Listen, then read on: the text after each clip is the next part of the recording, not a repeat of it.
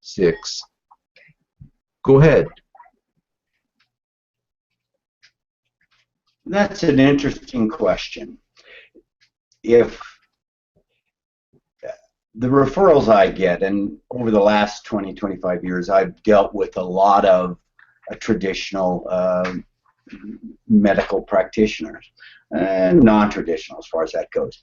The problem is, when I get a referral, it's after the allopath has done their magic, and I get to play in the recovery and the convalescence phase of the treatment of their patients.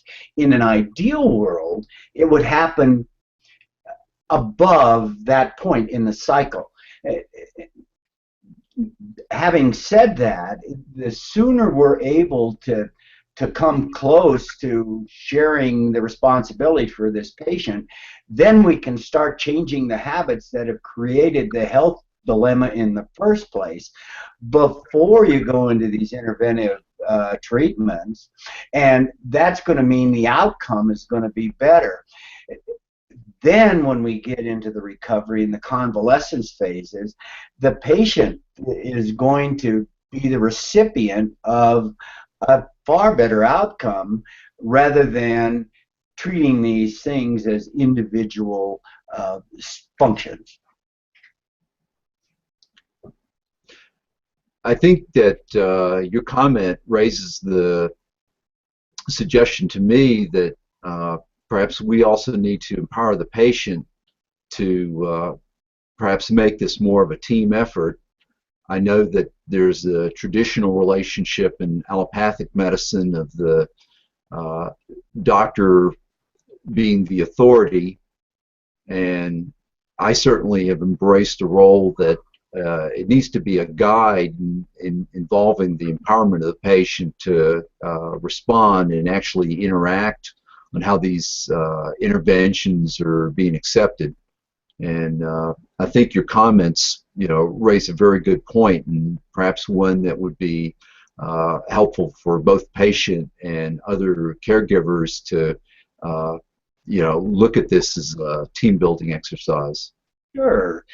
This team approach is happening all over within disciplines. So most hospitals are creating teams when they're dealing with the patient. Surgeons have a team of caregivers, and there's a central point, and if there's other specialties involved, there's a center point where all of the different specialties can come together and create these teams.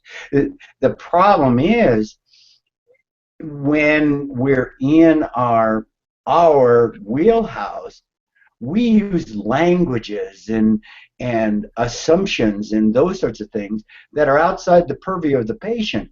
Ideally, you want the patient to be involved in their own healing, and then when they're involved, they have responsibility, and they can be vested in what their role is, as opposed to expecting this team of specialists to take them all the way from point A to point B, because each specialty has a beginning and an end.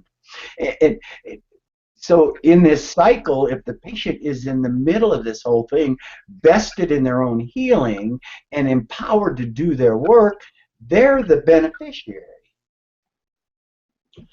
Well, I think that's a wonderful comment, and maybe that's a good place to wrap up this portion of our conversation with Frank Lucas, Natural Health Coach.